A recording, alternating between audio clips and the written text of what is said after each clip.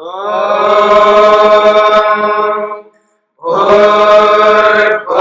स्वः तत्सवितुर्वरेण्यं भर्गो देवस्य धीमहि धियो यो नः प्रचोदयात्।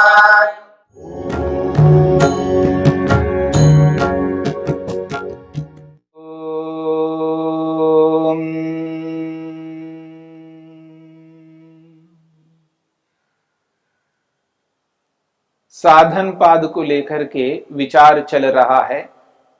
साधन पाद के 5वें सूत्र में अविद्या के स्वरूप को स्पष्ट किया है।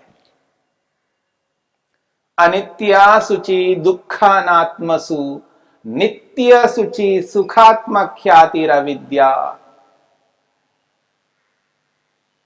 अनित्य को नित्य समझना और अशुद्ध को शुद्ध समझना, दुख को सुख समझना और जड़ को चेतन समझना अविद्या है। अविद्या के इन 4 भेदों में अंतिम जो भेद है वो अनात्मा को आत्मा समझना अर्थात जड़ को चेतन समझना है। महर्षि वेदव्यास कहते हैं बाह्योपकरणेषु चेतन अचेतनेषु, जो बाह्य उपकरण हैं, बाहर के जितने भी साधन हैं, उन साधनों को अपना करके उनसे हम अपने अपने प्रयोजनों को पूरा करते हैं। प्रयोजनों को पूरा करने वाले उन साधनों में कमी आ जाती है, न्यूनता आ जाती है, उनका ह्रास होता है, उनका विनाश भी होता है। पर उन साधनों के विनाश को व्यक्ति अपना विनाश जब अनुभव करने लगता है, उस स्थिति में उस जड़ को चेतन मान करके ऐसा अनुभव कर रहा होता है। चाहे वो कोई भी बाह्य उपकरण है, चाहे वो जमीन है, चाहे वो मकान है, चाहे ये शरीर भी क्यों ना हो, जब इनका विनाश होता है, जब ये साधन हमारे पास नहीं रहते हैं, उस स्थिति में व्यक्ति अपना विनाश जब अनुभव करने लगता है, तब समझ लेना वह व्यक्ति जड़ को चेतन मान करके ऐसा अनुभव करता है। जब तक बुद्धि में यानी मन में ये मान्यता नहीं बनाता कि ये जो साधन है वह साधन चेतन है, ऐसी मान्यता बुद्धि में मन में जब तक नहीं बनाता, तब तक व्यक्ति ऐसा अनुभव नहीं कर सकता, हाय मैं लुट गया, मैं पिट गया, मेरा नाश हो गया है, मैं घट गया हूं। ये तभी अनुभव करता है जब व्यक्ति ऐसी मान्यता को मन में बिठा के रखता है। यानी जड़ को चेतन के रूप में जब मान्यता को बिठा के रखता है, तभी इस बात को वो करता है, हाँ मेरी हानि हो गई है, मेरी यानी आत्मा की हानि हो गई है, आत्मा में कमी आ गई है, आत्मा का ह्रास हो गया है, ऐसा सोचकर समझकर व्यक्ति दुखी हो रहा होता है। और जब कोई शरीरधारी व्यक्ति मर जाता है, यानी शरीर से आत्मा निकल जाता है, यानी मृत्यु हो जाती है, उस शरीर को लेकर के कितना दुखी होता है। विशेषकर माता पिता, विशेषकर पति पत्नी बहुत दुखी हो जाते हैं। वो ये अनुभव करते हैं मेरा अंश नहीं रहा, मेरा टुकड़ा नहीं रहा। वो ये एहसास करते हैं ये बेटा मुझ आत्मा का अंश है, मेरा टुकड़ा है, ऐसा वो अनुभव करते हैं। मानो कोई अवयवों से बना हुआ आत्मा हो और उन अवयवों वाले आत्मा में से एक अवयव अलग हो गया हो, ये अनुभूति, ऐसा जो अनुभूति है, यही तो अविद्या है। आत्मा में कोई अवयव नहीं है, आत्मा तो निरवयव है।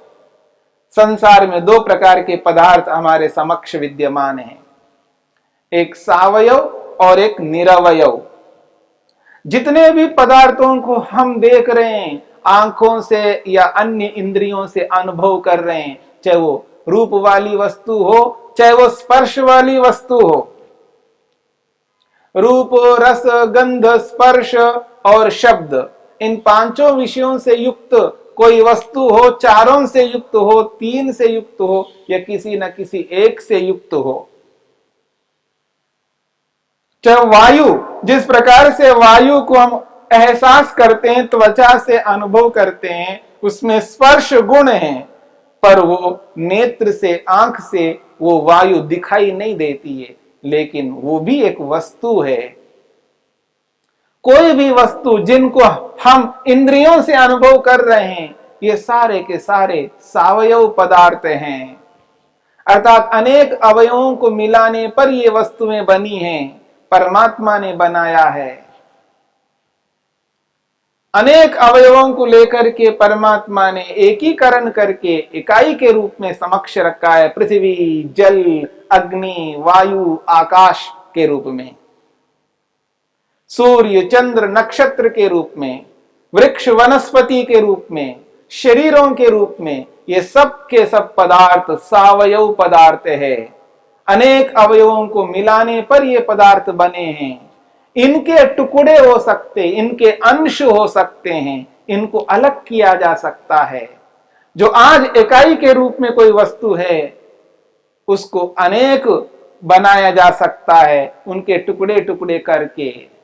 जैसे हम घड़े को तोड़ करके टुकड़े टुकड़े कर देते हैं, ऐसे ही कपड़े को कर सकते हैं, ऐसे मकान को कर सकते हैं। जितने भी पदार्थ दिख रहे हैं, इन सबको टुकड़े कर सकते हैं, पर आत्मा को नहीं कर सकते। आत्मा तो निरवयव है, यानी उसमें कोई अवयव नहीं है। अनेक अवयवों को मिलकर के, मिला करके आत्मा नहीं बना। आत्मा तो एक है, उसमें कोई अवयव नहीं है। आत्मा के टुकड़े नहीं कर सकते। इसलिए तो आप पढ़ते हैं गीता में, नैनम छिंदन्ति शस्त्राणि नैनम दहति पावक न चैनम क्लेदयन्त्यापो न शोचयति मारुतः। आत्मा को काट नहीं सकते, टुकड़े नहीं कर सकते। आत्मा के अंदर अवयव नहीं है। जब ऐसा है तो मैं लुट गया, मैं पिट गया, मेरी हानि हो गई है, मेरा अंश है, ये अंश कहां से आया, ये मेरा टुकड़ा है, ये बात कहां से आ गई। इसका अभिप्राय ये है कि हम आत्मा को, यानी जड़ पदार्थ को आत्मा मानने लग गए, और आत्मा जो है उसको हमने हटा दिया और जड़ को ही आत्मा मान लिया, शरीर को ही आत्मा मान लिया है। और ये जो बाह्य साधन हैं, मोटर, गाड़ी, जमीन, मकान आदि, उनको ही हम आत्मा मान बैठे हैं। इसलिए उनकी हानि से आत्मा की हानि कैसे मान सकते हैं, उनकी वृद्धि से आत्मा की वृद्धि कैसे मान सकते हैं, नहीं मान सकते। इसीलिए ये अविद्या है। इसलिए सर्वो अप्रतिबुद्धा, ऐसे मानने वाले जितने भी लोग हैं, उन सबको महर्षि वेदव्यास आगाह करते हैं, ऐसा मत मानो। अगर मानने लगोगे तो अप्रतिबुद्धा, मूर्ख हो जाओगे, नासमझ हो जाओगे, अज्ञानी माने जाओगे। इस अज्ञान को, इस मूर्खता को हटाना है। अनात्मा को आत्मा नहीं मानना है। जैसे हम बाहर के साधनों को मानते हैं, तो शरीर को तो सबसे ज्यादा मानने लगते हैं, शरीर को ही आत्मा मानने लगते हैं। जड़ को चेतन मानना, यही तो अविद्या है। जब व्यक्ति मिरर के सामने, दर्पण के सामने खड़े होकर के देखता है, क्या देखता है? शरीर को देखता है, पर उस शरीर को आत्मा मान बैठता है। देखो मैं ऐसा हूं, मेरा शरीर ऐसा है, ये अनुभव नहीं करता, ये बोध नहीं होता उसको मन में। वो मन में यही बोध होता है, मैं ऐसा हूं, मैं गोरा हूं, मैं काला हूं, मैं नाटा हूं, मैं लंबा हूं। मैं मोटा हूं, मैं पतला हूं, ये मैं क्या, शरीर, शरीर को ही आत्मा माना जा रहा है, इसलिए ये अविद्या है। जिस दिन व्यक्ति शरीर को आत्मा मानने लगता है, जब उस शरीर में हानि होती है तो वो यही समझता है मेरी आत्मा में हानि हो रही है, इसलिए व्यक्ति दुखी होता है। दुख का कारण अविद्या है, सुख का कारण विद्या है। इस बात को समझना है। अनित्य को नित्य समझना एक प्रकार की अविद्या, अशुद्ध को शुद्ध समझना दूसरी प्रकार की अविद्या, और दुख को सुख समझना ये तीसरी प्रकार की अविद्या है, और ये जो चल रही है अविद्या, ये चौथी प्रकार की अविद्या है। अनात्मा को, जड़ को चेतन समझने वाली अविद्या है। इस अविद्या को जब तक हम अपने मन से हटाएंगे नहीं, दूर नहीं करेंगे, तब तक दुख निरंतर चलता रहेगा। दुख से हटने के लिए ये अवश्य समझने की आवश्यकता है कि आत्मा को आत्मा समझे और अनात्मा को, जड़ को जड़ ही समझे। ये विवेक, ये बोध योगाभ्यासी को होना चाहिए।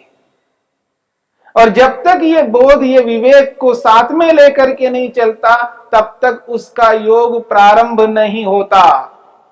योग प्रारंभ होगा तो विवेक से होगा, उचित बोध से होगा, तत्व ज्ञान से होगा, विद्या से होगा, और विद्या से ही वो आगे बढ़ सकता है। विद्यायामृतमश्नुते, वेद स्वयं कहता है। वेद कहता है विद्या से ही, तत्व ज्ञान से ही, यथार्थ बोध से ही अमृतम अश्नुते, मनुष्य अमृत को, मोक्ष को प्राप्त कर लेता है। यदि ऐसा हम नहीं करें तो इस अविद्या से हम दुख को प्राप्त होंगे। यह है अनात्मा को आत्मा समझना। एक और बात कहिए, मन जो कि आत्मा का जो निकट उपकरण है, पुरुषोपकरणे वा मनसी, जो पुरुष का उपकरण है, आत्मा का जो उपकरण है मन है। देखिए, इस मन को लेकर के भी कहा जा रहा है, मन को ही आत्मा समझ बैठा है व्यक्ति। व्यक्ति कहता है मेरा मन नहीं मानता, मेरा मन चला जाता है। ये जो बोध है, ये जो ज्ञान है, ये आत्मा को यहां आत्मा नहीं माना जा रहा है, यहां मन को ही आत्मा माना जा रहा है, मन को ही चेतन बनाया जा रहा है। मेरा मन चला जाता है, मेरा मन नहीं मानता, मैंने नहीं किया, मन ने किया है। आदमी ये कहता है मैंने नहीं किया, मन ने किया है। अब देखिएगा मन कैसे करने वाला है। कोई कहे मैंने एक्सीडेंट नहीं किया, गाड़ी ने किया है। मैंने नहीं किया, गाड़ी ने किया है। ये गाड़ी का दोष है। जो करना है गाड़ी पर करो, मुझ पर मत करो। मैंने क्या किया, गाड़ी ने किया है। तो कोई इस बात को स्वीकार नहीं कर सकता। हां, गाड़ी में बैठकर मैंने किया है, यानी यूं कहिए गाड़ी के माध्यम से करने वाला मैं हूं, गाड़ी को चलाने वाला मैं हूं। गाड़ी स्वतः स्वयं नहीं चल सकती। गाड़ी स्वयं अपनी इच्छा से किसी को एक्सीडेंट नहीं करा सकती, क्योंकि गाड़ी को चलाने वाला मैं हूं, यानी आत्मा है। इसलिए दोष आत्मा का है, गाड़ी का नहीं है। चाकू का कोई दोष नहीं है, चाकू चलाने वाले का दोष है। ठीक इसी प्रकार से मन का कोई दोष नहीं है, मन को चलाने वाले आत्मा का दोष है। पर व्यक्ति आत्मा को हटाता है और मन को ही चेतन बना देता है। मन ने किया, यही अनात्मा को आत्मा समझना है। इस बात को समझने की चेष्टा करिए। पुरुषोपकरणे वा मनसी, मन में आत्म बुद्धि रखना, अनात्मा रूपी मन में आत्मबुद्धि रखना, यही अविद्या है। और ये आत्मा के इतना निकट रहता है, ये मन कभी आत्मा से अलग ही नहीं हो पाता है। या तो प्रलय काल में मन समाप्त तो हो जाता है, इसलिए आत्मा से अलग हो जाता है, अथवा जब कोई व्यक्ति मुक्ति में गया है तो मन अलग हो जाता है। न तो मुक्ति में गया, न प्रलय हुआ है, पर संसार जब तक चलता रहेगा तब तक ये मन आत्मा के इतना निकट रहता है, इस मन को अलग करना बहुत मुश्किल है। इसलिए वो निकट साधन मन को वो चेतनवत अनुभव कर रहा है, यानी चेतन ही अनुभव कर रहा है, चेतनवत नहीं, यहां चेतन ही अनुभव कर रहा है। तो ये जो चेतन अनुभव करना है जड़ को, यही तो अविद्या है। इसलिए आत्मा को आत्मा मानना और जड़ को जड़ मानना, जड़ मन को चेतन कभी नहीं मानना। जब व्यक्ति ये एहसास करने लगता है, उस दिन से, उस समय से, उस वक्त से वो व्यक्ति ये कहेगा मैंने किया, मन ने नहीं किया, मैंने किया, मेरे कारण से ऐसा हुआ है, मन का कोई दोष नहीं है, मेरा दोष है। लेकिन आज व्यक्ति मन को दोष देने लगता है, क्यों? क्योंकि उसने मन को ही चेतन माना। इसलिए महर्षि वेदव्यास कहते हैं पुरुषोपकरणे वा मनसी, पुरुष का जो उपकरण रूपी साधन रूपी मन है, उस मन में आत्मबुद्धि रखना ये अविद्या है।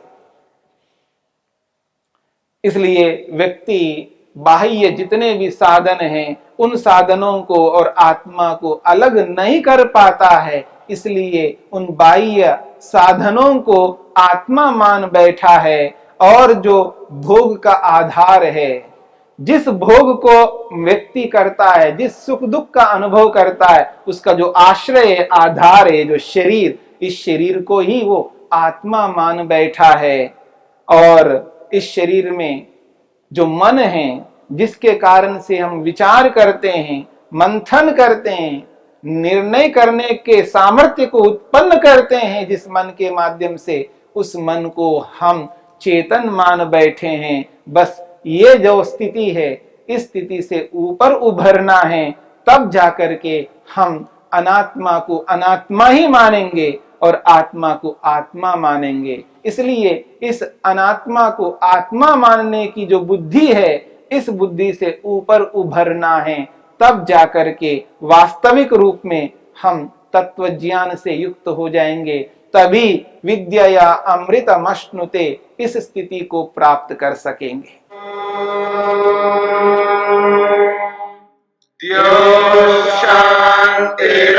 शांतिरंतरिक्षं शांति पृथिवी शांतिरापः शांतिरोषधयः शांतिः वनस्पतयः शांतिर्विश्वे देवाः शांतिर्ब्रह्म शांति सर्वं शांति शांतिरेव शांति क्षमा शांतिरेधि। ओम शांति शांति शांति।